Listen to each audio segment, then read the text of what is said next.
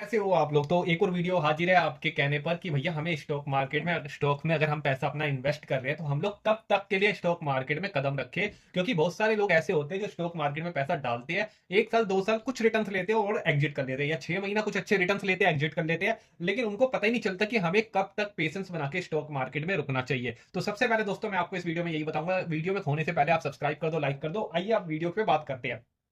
अगर आप दोस्तों स्टॉक मार्केट में आ रहे हो और आप स्टॉक्स में इन्वेस्ट कर रहे हो तो आपको स्टॉक्स में कब तक पेशेंस करना चाहिए। दोस्तों मेरी राय मानो तो आपको स्टॉक में लाइफ टाइम इन्वेस्ट करना चाहिए। लाइफ टाइम इन्वेस्ट करना चाहिए। अब आप मेरे को बोलोगे अमन जी आप पागल हो, बेवकूफ हो, लाइफ टाइम इन्वेस्ट कैसे करें भाई, अपना ही पैसा लाइफ टाइम किसी कंपनी को कैसे दे दे, स्टॉक में कैसे इन्वेस्ट कर दे। सबसे पहले जब आप किसी स्टॉक में इन्वेस्ट करते हो, मैं आपको ये क्लियर कर देता हूँ डाउट आपका। आप स्टॉक में इन्वेस्ट कर रहे हो तो आप किसी अच्छी कंपनी का देखकर कर रहे होंगे कि भैया हाँ ये गुड कंपनी है, ठीक है। आपने इस कंपनी में आपने इन्वेस्ट करा और ये कंपनी आपको क्या करती है, डिविडेंड भी देती होगी। डिविडेंड देती है तो लाइफ टाइम करना, डिविडेंड नहीं देती है तो भैया 5 या 10 साल का टारगेट या कोई मतलब एक प्रॉफिट का टारगेट बना के एग्जिट कर लेना, ठीक है।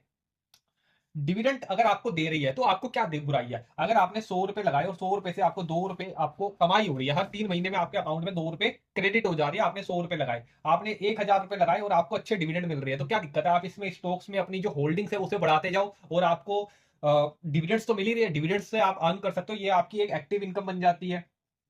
एक्टिव मतलब होती है पैसिव इनकम या डिविडेंड, लेकिन ये हर 3 महीने में आपके अकाउंट में क्रेडिट होती है। हर 3 महीने में या साल में एक स्टॉक अच्छा अपना डिविडेंड देता है। तो एक अच्छे जब आप स्टॉक चुन रहे हो तो आपको लाइफ टाइम रहना चाहिए। अगर जो आप बिना डिविडेंड वाले स्टॉक चुन रहे हो तो उसमें कम से कम आपको 5 से 10 साल का पेशेंस रखना चाहिए, क्योंकि भैया आप स्टॉक मार्केट में इन्वेस्ट कर रहे हो, इतना पेशेंस बहुत इंपॉर्टेंट है, जरूरी है। इसके बाद ही रिटर्न्स के आप कुछ सोच सकते हो, ना इससे पहले आप रिटर्न्स का नहीं सोच सकते। और किसी भी स्टॉक्स में आपको अगर पैसा निकालना है तो आपको जैसे मान लो ये एक पर्टिकुलर स्टॉक है, ए बी सी इसका नाम दे दो, ए सी इसका नाम दे दो, ए सी इस स्टॉक का नाम है।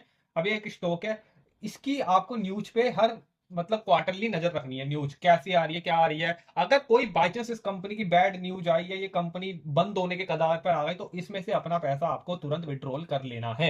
एक सिचुएशन ऐसी भी है जब आपको तुरंत अपना पैसा निकाल लेना है। दूसरी सिचुएशन, अगर आपने डिविडेंड वाले स्टॉक ले रखे तो लाइफ टाइम बैठो भाई, अच्छी कंपनी है, बड़ी कंपनी है, तो कल को नहीं डूबने वाली। तो आप डिविडेंड कमाते रहो यार, क्या दिक्कत है। जब तक कोई दिक्कत नहीं है आपको पैसों की तो आप पैसा अपना रखो।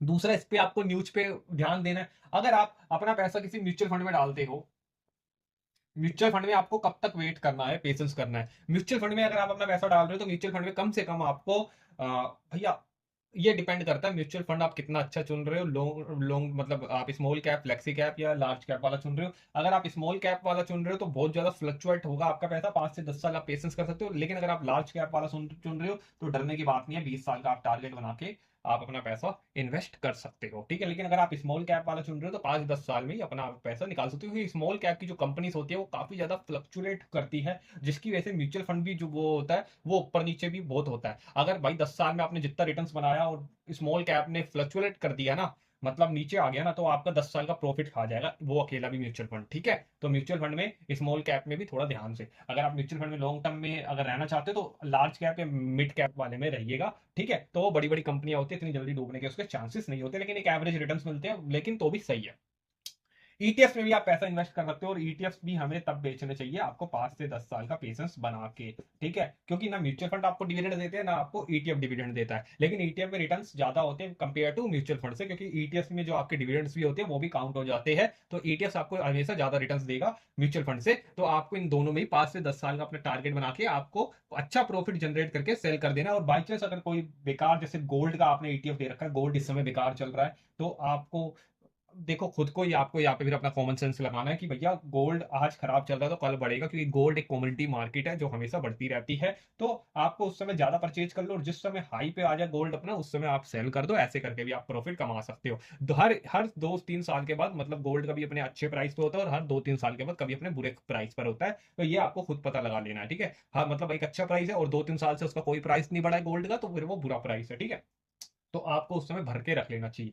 ऐसे करके आपको थोड़ा बहुत अपना दिमाग माइंड इसमें गो कम्युनिटीज मार्केट में यूज करना है। बाकी मैंने आपको बता दिया किस में कितना आपको पेशेंस रखना है। अगर ओवरऑल आप स्टॉक मार्केट में आ रहे हो तो आप 5 10 साल 20 साल अपना पैसा भूल जाओ, सिर्फ आपको इन्वेस्टमेंट करने का सोचना है, या से डिविडेंड कमाने का सोचना है, या से आपको एक कंपाउंडिंग इंटरेस्ट में पैसा कमाने का सोचना है। Thank you so much. अगर आपको वीडियो पसंद आए तो अपने दोस्तों के साथ भी शेयर कर दो। नॉलेज बढ़ते रहनी चाहिए। मेरी शकल तो नहीं दिख रही होगी लेकिन मेरी आपको नॉलेज इस बोर्ड पे जरूर दिख रही होगी, तो नॉलेज को देखिए, शकल का क्या करना है यार, क्योंकि बोर्ड में आपको दिखाना चाहता हूँ। Thank you so much.